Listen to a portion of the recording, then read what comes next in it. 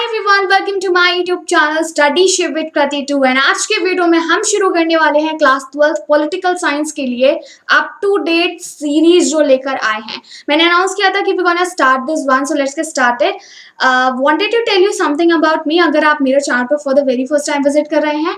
Hi learners, this is Kriti Sahu. I am educational content creator on YouTube creating since last 3 years and pursuing my honors from University of Delhi. So if you wanted to connect with me, you can connect with me. This is my Instagram page, this is my Telegram or the Facebook as you wish. अगर आप social media use करते हैं तो मैं आप लोगों का बिल्कुल भी इस सब बातों में टाइम वेस्ट नहीं करना चाहती हूँ। मैं डायरेक्ट आपका चैप्टर स्टार्ट करना चाहती हूँ।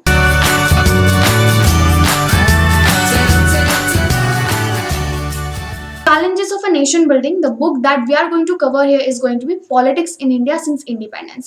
पहले मैं आपको बुक का इंट्रोडक्शन दूंगी, फिर मैं आपको चैप्टर का इंट्रोडक्शन दूंगी एंड थर्ड मैं आपको बताऊंगी कि एग्जैक्टली हमने करना क्या है। पहली बात ये politics in India since independence class 12 की एनसीईआरटी ये बुक है, आपको पता ही है। इस बुक में हम सब कुछ वो कवर करेंगे जो 1947 के बाद हुआ। 1947 के बाद आज का जो हमारा भारत है वो कैसे बना, इकोनॉमी कैसे डेवलप हुई, हमने कैपिटलिज्म कैसे लाया, हमने अपने नेबरिंग स्टेट से कैसे डील किया, हमने जो इंटरनल वायलेंस चला है और जो भी प्रॉब्लम्स हुई हैं उनको कैसे टैकल किया, हमने अपने पॉलिटिक्स को कैसे डील किया, डिफरेंट पॉलिटिकल पार्टीज कैसे इमर्ज हुई, इलेक्शंस कैसे हुए and everything we are going to discuss into this video. तो कुल मिलाकर जर्नी बहुत बढ़िया हो गई क्योंकि ये ना बुक बड़ी मजेदार है, लिटरली बहुत मजेदार है। I really enjoyed. Chapter 1, which is we need to cover into this part, is challenges of a nation building. 1946 के बाद यानी कि 47 के दौरान क्या क्या प्रॉब्लम्स फेस की इंडिया ने एज एन इंडिपेंडेंट नेशन। मतलब आपके चारों तरफ एक तरफ खून हो रहा है, एक तरफ जो है वो चाकू से किसी को मारा जा रहा है, बंदूकें चल रही हैं। उस दौरान आपसे बोला जाता है शांति रखिए, नाउ यू आर फ्री। वो वैसे तलवार लटकने वाली सिचुएशन थी। तो हमारे लीडर्स ने, हमारे लोगों ने उस वक्त ऐसा क्या किया, उस सिचुएशन को कैसे फेस किया। This is what is going to be about challenges of nation building. सबसे पहली बात मैं आपको सीरीज के बारे में बताना चाहूंगी कि जो लेसन है ना ये 2 पार्ट में डिवाइडेड है। 2 पार्ट में देखो करना जरूरी था, literally I wanted to cover in a 1 part but I don't wanted to do the session 20 minutes से ज्यादा। ठीक है, 20 minutes I think that ideal time होता है कि आप इतना दे भी सकते हो और फ्रस्ट्रेटेड भी नहीं होगे। सेकेंड, एक्सप्लेनेशन यहाँ पे जो भी होगा that will be as per the latest syllabus. तो जो 2021 एंड 22 का है हम वही फॉलो करेंगे। If you want to have notes of this chapter आप वेबसाइट से ले लो, कोई इशू आए तो मुझे इंस्टाग्राम पे टेक्स्ट कर लेना कि आपको नोट्स चाहिए। ठीक है, चलिए इंट्रोडक्शन देख लेते हैं। At the hour of midnight 14-15 अगस्त 1947 की बात है, भारत को आज़ादी मिली। भारत को आज़ादी मिली और कैसे मिली वो तो हम आगे देखेंगे ही। उस वक्त के जो हमारे पहले प्राइम मिनिस्टर थे फ्री इंडिया के, उन्होंने एक स्पेशल सेशन एड्रेस किया कॉन्स्टिट्यूएंट असेंबली का। ठीक है, उस वक्त के हमारे PM of course Jawaharlal Nehru थे, तो उन्होंने कॉन्स्टिट्यूएंट असेंबली का एक स्पेशल सेशन उस रात को ही, ठीक है 15 अगस्त वाली रात को ही एड्रेस किया। और इस स्पेशल सेशन को जानते हैं हम ट्रस्ट विथ डेस्टिनी के नाम से। I want you people to याद रखना ये, क्योंकि भाई ना जो सीबीएसई इस बार ऑब्जेक्टिव तय देगी ना तो वो इसी तरह का पूछेगी। Trust with destiny, trust I mean say trust का मतलब होता है वास्ता। ठीक है, भाग्य के साथ वास्ता, इसमें वो बताने वाले थे और इनफैक्ट उन्होंने बताया कि how we are going to go ahead. लेकिन जब ये सब कुछ चल रहा था तो हमारे लीडर्स के दिमाग में एक चीज तो थी ही, उन्होंने कुछ गोल सेटअप किए थे। These were the goals like almost every leader of our country was agreed upon it. What were those? Number 1 तो ये था कि जो हमारी कंट्री अब चलेगी वो डेमोक्रेटिक गवर्नमेंट होगी। फाइन, अभी भाई 200 साल हमने गुलामी कर ली है, अब तो ही ना करेंगे, अब तो हमें लोकतांत्रिक देश चाहिए ना जिसमें हम अपनी सरकार को चुनेंगे। दूसरा, government will be run for all, एक सेक्शन के लिए काम नहीं करेगी, ये एंटायर सोसाइटी के लिए होगी। और स्पेशली हमें इस बार जो है poor and socially disadvantage group के लिए काम करना है जिनको बहुत टाइम से सप्रेस किया गया है। No other country at that time इस डिफिकल्ट कंडीशन में आज़ादी मिली होगी। मैं आपको फिर से वही एग्जांपल दी होंगी। आप कचड़े के ढेर में मैं आपको बिठाऊं, इमेजिन कीजिए अपने आप को कचड़े के ढेर में बैठे हुए हैं और बोला जा रहा है ये सुनो ना, एंजॉय करो सिचुएशन, आराम से एंजॉय करो और खुशबू लो। अरे कचड़े के ढेर में बैठे हुए हो, सड़ा हुआ जो केला है उसकी बदबू आ रही है, अलग अलग तरह के कचरे की बदबू आ रही है। How you can actually sit there with a peaceful mind? India की सिचुएशन पार्टीशन के दौरान ऑलमोस्ट ऐसी ही थी, बहुत ज्यादा वायलेंस हो रहा था। This like 1947 year is considered one of the unprecedented violence and displacement. लोगों को पता ही नहीं है कि कहाँ जाना है, उनका घर कहाँ है, उनको एक जगह छोड़ने को बोल दिया गया, they are going ahead with their family, और पता नहीं आगे पहुंच गए, फैमिली पीछे छूट गए। So these all were the situations जो उस वक्त के लोगों ने फेस की। Going ahead, this was just a introduction. तो यहाँ पे पीस ऑफ कटिंग है पेपर का। हाँ जी, ये है कि जब इंडिया को आज़ादी मिली थी ना, तो हिंदुस्तान टाइम्स ने ऐसा छापा था कि end of 200 year old British rule in India, और फाइनली हम आज़ाद हो गए थे। तो उस वक्त 1947 में दो डोमिनियन क्रिएट होते हैं, एक तो हुआ था इंडिया एंड दूसरा था पाकिस्तान। सिंस हम इंडिया की बात कर रहे हैं तो हम वही करते हैं।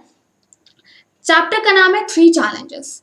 3 चैलेंज जो हमारे लीडर्स के सामने थे। गोल तो हमने रख लिए थे, हाँ डेमोक्रेटिक गवर्नमेंट होगी, ठीक है, विल वर्क फॉर ऑल, लेकिन चैलेंजेस क्या थे? Number 1 challenge at that time was that to shape a nation. देश को नेशन बनाना था हमें, डिवाइड ना हो जाए, क्योंकि ऑलमोस्ट हर पार्ट में ना there were kind of a diversity. Almost आपको पता है कि इंडिया कितनी ज्यादा डाइवर्स कंट्री है, तो बहुत सारी डाइवर्सिटी थी, और अलग अलग लैंग्वेजेस के लोग यहाँ पे, they use to follow different culture, religion. तो इसीलिए despite of all these differences we need to make sure कि टुगेदर रहें फॉर अ लॉन्गर पीरियड। दूसरा था to establish democracy. Second challenge establish करना, मतलब सेकंड चैलेंज जो फेस करने वाला था वो ये था कि establishment of democracy. It was difficult. India की इतनी बड़ी जो जनता थी उस वक्त, इतनी बड़ी पॉपुलेशन के साथ जो हमारा देश था, उसके सामने ये था कि आधी से ज्यादा तो पढ़ी लिखी नहीं थी, उसमें कैसे आप डेमोक्रेसी स्टैब्लिश करेंगे, कैसे इलेक्शन होल्ड करेंगे, everything. So these were the challenges. And the third, also the last challenge was there to ensure the development and well-being of society. Society में एक सेक्शन को इस बार भला ना हो, वो हमें इंश्योर करना था। हमें ये इंश्योर करना था कि सबका भला हो, ठीक है। फर्स्ट वाले को गलत मत ले लेना, मतलब यह है कि एक सेक्शन का ना हो, कि सबका होना चाहिए। We have actually witness the period जिसमें सिर्फ सोसाइटी का एक सेक्शन बड़ा हो रहा था, बाकी नहीं। सो So the constitution clearly laid down the principles of equality, special protection to socially disadvantaged group, क्योंकि exploit किया गया है, तो इन सब के लिए प्रोटेक्शन के लिए सारे इंतजाम जो है वो कॉन्स्टिट्यूशन ने किए थे। And religious and cultural minorities. Got it? 3 challenges, देश को एक करना है, डेमोक्रेसी लाना है, और वेलबींग सबकी होनी चाहिए, ठीक है, सबकी होनी चाहिए। आगे देखते हैं पार्टीशन। अभी फाइनली वो वक्त आ गया जब डिस्प्लेसमेंट एंड रिहैबिलिटेशन हो रहा था। डिस्प्लेसमेंट का मतलब सीधी बात यह है, एक जगह से दूसरी जगह भेजना, ठीक है। डिस्प्लेस करना, उसकी जहां जगह है उससे हटाना। एंड रिहैबिलिटेशन मतलब दोबारा से सेटअप करना, जिस चीज को जहां पे हटाया था ना, फिर दोबारा से सेटअप करना। तो डिस्प्लेसमेंट एंड रिहैबिलिटेशन का मतलब ये है। 14-15 अगस्त 1947 को 2 स्टेट्स एग्जिस्टेंस में आते हैं, एक तो था इंडिया और दूसरा था Pakistan. This was the result of जब ब्रिटिश ने ये डिसाइड किया, लाइक ये जो हमारा पार्टीशन हुआ था ना, ये हुआ था माउंटबेटन का प्लान आया था, if you remember. Lord Mountbatten जो हमारे लास्ट वाइसराय थे, माउंटबेटन, उनका प्लान था, और उस प्लान के according now India is going to be divided into 2 nation, India and Pakistan. और ये हुआ था on the basis of religion, because Pakistan was supposed to be a form जहां पे मेजॉरिटी ऑफ मुस्लिम्स होंगे, ठीक है। ऐसा डिवीजन ना सिंपल नहीं था, क्योंकि अभी I show you the map, तो आपको ज्यादा अच्छे से क्लियर आएगा यहाँ पे। ये ज़्यादा पेनफुल था, बट इनफैक्ट डिफिकल्ट भी था इम्प्लीमेंट करना, लेकिन समहाउ इम्प्लीमेंट किया जाता है इसमें। लेकिन इम्प्लीमेंटेशन में फिर उन्होंने ना रिलीजियस मेजॉरिटी वाला फंडा अपनाया, जहाँ पे मुस्लिम्स हैं उनको टेरिटरी में डाल दो पाकिस्तान की, बाकी सारा इंडिया के साथ रहेगा, क्योंकि इंडिया ने नहीं बोला था कि वो अपना किसी रिलीजन के बेस पे देश बनाने वाला है। इंडिया वाज लाइक कि हम तो सबके लिए हैं, एंड पाकिस्तान का स्टार्टिंग से ही था they are going to make it for Muslim majority. But division of the country जो हुआ वो बहुत ज्यादा डिफिकल्टीज के साथ हुआ। हम देखते हैं डिफिकल्टीज क्या क्या थी। नंबर 1 वाज दैट कि ठीक है, बोल दिया कि 2 नेशन एग्जिस्टेंस में आएंगे और डिवाइड कर देंगे, मुस्लिम मेजॉरिटी है। ऐसे ना अगर हम देखेंगे तो सिंगल मुस्लिम मेजॉरिटी वाला बेल्ट नहीं था। बेल्ट का मतलब एक सिंगल एरिया नहीं था ब्रिटिश इंडिया में, ऐसे 2 एरिया थे, मतलब एक उत्तर में एक दक्षिण में, कुछ ऐसा वाला, मतलब उत्तर दक्षिण नहीं, better to say east and west. There were 2 areas of concentration, एक था आपका वेस्ट में, दूसरा था ईस्ट में। And in no way these parts could be join, किसी भी तरीके से पॉसिबल ही नहीं था। अच्छा एक बात बताओ मुझे, ये स्क्वायर है, अगर मैं बोलूं कि इसको डिवाइड कर दो तो of course what you will do, आप बीच से लाइन ड्रॉ कर दोगे।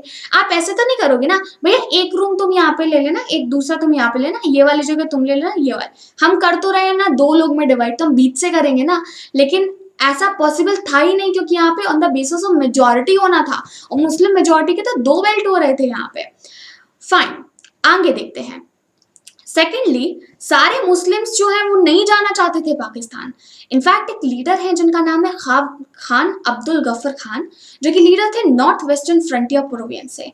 इनको जो है फ्रंटियर गांधी भी बोला जाता है। इन्होंने टू नेशन थ्योरी का अपोज भी किया। ये टू नेशन थ्योरी क्या थी? Two nation theory into which this was proposed by Muslim League, और ये डिमांड कर रहे थे कि India consist two population, Muslim and Hindu, so we wanted to make a separate nation for Muslim majority. Fine, this is two nation theory. Third problem was that कि two of the Muslim majority provinces of British India, जो कि थी पंजाब और बंगाल, इनके पास थे ज्यादा area. मतलब Punjab and Bengal वो दो एरिया थे जो हम मुस्लिम मेजॉरिटी बेल्ट की बात कर रहे थे ना, वो इन्हीं एरियाज में थे। लेकिन यहाँ पे सिर्फ मुस्लिम मेजॉरिटी में नहीं थे, यहाँ पे हिंदूज भी मेजॉरिटी में। तो क्या किया जाए? इट वॉज डिसाइडेड कि एक काम करते हैं, दोनों प्रोविंस को ना बाइफर्केट कर देते हैं, मतलब बीच से बांट देते हैं according to religious majority at district. जिन डिस्ट्रिक्ट में मुस्लिम ज्यादा है उनको हम पाकिस्तान के साथ डाल देंगे, जिनमें हिंदूज ज्यादा है वो इंडिया के साथ ही रहेंगे, and even lower level. Fourth problem जो यहाँ पे फेस हुई थी वो ये थी कि minorities on both the sides of the border, lakhs of Hindus and Sikh in the areas were now in Pakistan, and equally large number of Muslims on India side of Punjab. Bengal found themselves trapped, so they were like aliens in their own and became easily target for everyone. क्योंकि एक बार partition शुरू हो जाता है ना, partition हो जाता है, फिर जो कम्युनल वायलेंस हुआ ना, वो सिर्फ लोग देख पा रहे थे, वो लीडर्स देख पा रहे थे, वो कंट्रोल कोई नहीं कर पा रहा था। आगे देखते हैं। So the next, as you can see here, this is the map. ये इंडिया था हमारा पूरा का पूरा। ये जो है वो मुस्लिम मेजॉरिटी वाले एरियाज थे, ठीक है। ये पाकिस्तान ये वाला भी था और ये वाला भी था। ये वेस्ट पाकिस्तान था, लेकिन ये ईस्ट पाकिस्तान था। तो ये जो बंगाल है ना, ये है बंगाल, और ये आ गया हमारा पाकिस्तान, और इसमें से बड़ा हिस्सा हमारा पंजाब का गया। So if you know that कि पंजाब एंड बंगाल को काटा गया था, तो हमारे पास आज भी है वेस्ट बंगाल हमारे पास है। पंजाब इतना बड़ा था कि भैया हमने आधा पाकिस्तान को भी दे दिया, फिर भी हमारे पास बचा है, ठीक है। So this is one of the map that you can use it. Map सबसे बढ़िया चीज होती है भाई, यूज किया करो इसको, ये से कॉन्सेप्ट क्लैरिटी बहुत जल्दी हो जाती है। कॉन्सिक्वेंसेस ऑफ पार्टीशन, कितना मजा आया ना, पार्टीशन हो गया। लेकिन अभी पूरी बात तो सुनो, क्या हुआ था इस पार्टीशन के दौरान, और इतना क्या बड़ा बनाया जाता है। ठीक है भाई, पार्टीशन ही तो था, एक्चुअली ठीक है नहीं है। यहाँ पे जो किलिंग्स हुई थी, एट्रोसिटीज हुई थी, वो both side of the border हुई थी, इंडिया में भी एंड पाकिस्तान में भी। रिलीजन के नाम पे एक कम्युनिटी ने दूसरे कम्युनिटी को टारगेट किया, बहुत सारे लोग मारे गए। सिटीज जैसे कि लाहौर, अमृतसर और कोलकाता, ये तो भाई यहाँ पे तांडव हो रहा था कम्युनल जोन्स में। क्योंकि कम्युनल जोन्स क्यों बोला गया है, यहाँ पे हिंदू मुस्लिम दोनों बराबर में थे, तो इनको टारगेट किया गया था। मुस्लिम एरिया में हिंदुओं को पीटा जा रहा था, मारा जा रहा था, और हिंदू मेजोरिटी एरिया में मुस्लिम्स को पीटा जा रहा था, वो मारा जा रहा था। सिचुएशन किसी के हाथ में नहीं थी। माइनॉरिटीज दोनों ही साइड्स पे बॉर्डर के fled their home and often secure temporary shelter in refugee camps, because ये उनके लिए सबसे सेफ जगह थी। शरणार्थी जो कैंप लगे थे ना, उसमें रेस्ट करना। Next, they travel to other side of the new border by all sort of means, often by foot, but often attacked, killed और raped. The only way for them कि उस सिचुएशन से निकलने के लिए उनको पैदल चलना होगा, चाहे जितना दूर हो। उस दौरान वो मारे भी जा सकते हैं, रेप भी हो सकता था, और छोटे मोटे हमले भी हो सकते थे। Anything could happen. In many cases women were killed by their own family members. मुझे इस लाइन को पढ़ के इससे ज्यादा पेनफुल कुछ नहीं लगता कि परिवार वालों ने खुद की ही महिलाओं को, खुद के घर की महिलाओं को मार दिया। क्यों?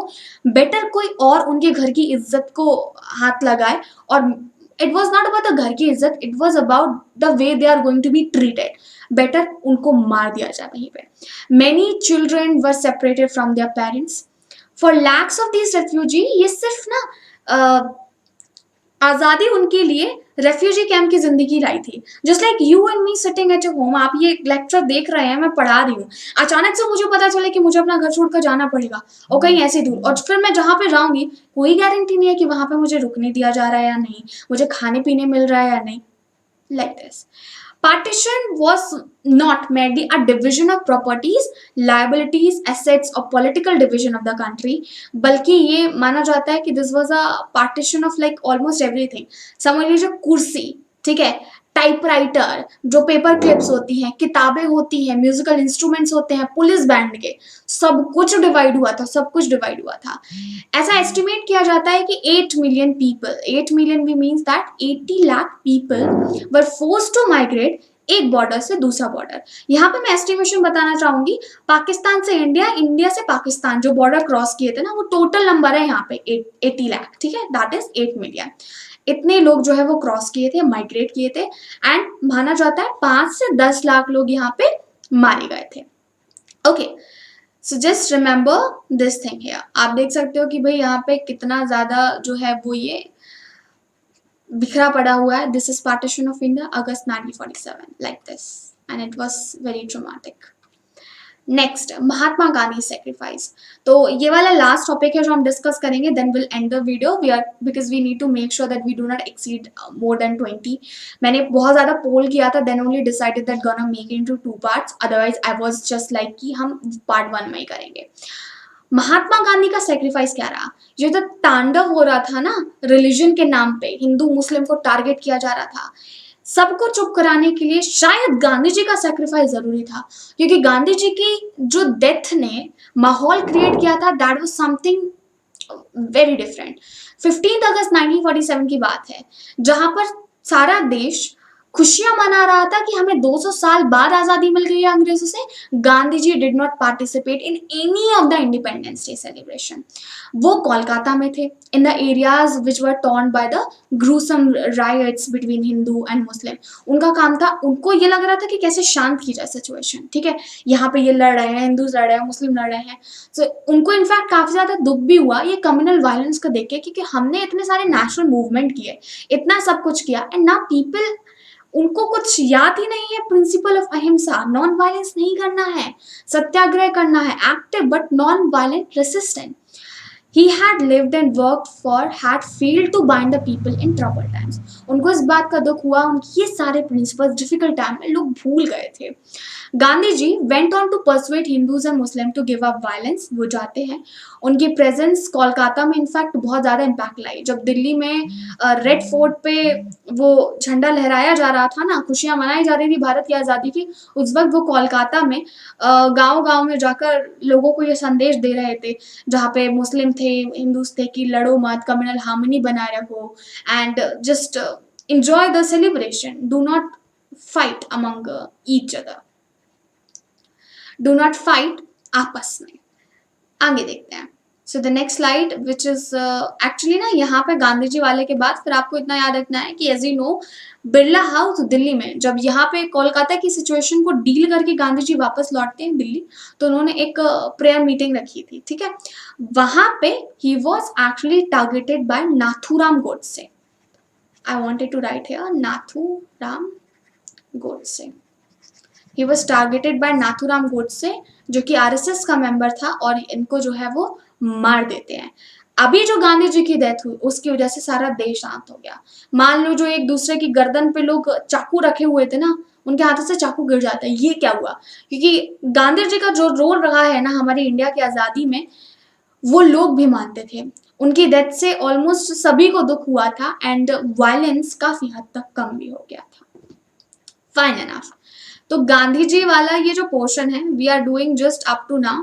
बाकी जितना भी हमारा रिमेनिंग टॉपिक है, we are going to discuss into our next session, क्योंकि अगर मैं अभी करने वाली हूँ तो लिटरली लॉन्ग हो जाएगा, and I promise to my people कि मैं किसी भी हमारे पार्ट को will not exceed up to 20 minutes. I need to check that कि अभी कितना टाइम हो गया है, वैसे मैंने 20 मिनट्स ही रखा है। So okay, let's see into our next meeting. Until then आपको कोई प्रॉब्लम हो तो मुझे बता दीजिएगा। इंस्टाग्राम है ही kriti2605, you can text me there, और नोट से रिलेटेड कोई इश्यू तो बताना, कमेंट सेक्शन में बताना दैट पार्ट 2 जल्दी आ रहा है. So like what other things you would like to see on to this channel. और हाँ, मैं एक सेपरेट प्लेलिस्ट बना दूंगी, तो आप लोग वहां से प्लेलिस्ट से ना आसानी से डाउनलोड कर सकते हो, सेव कर सकते हो, ताकि लेटर देख सको. Thank you so much for watching this. Thanks for watching and subscribe study share with Kriti.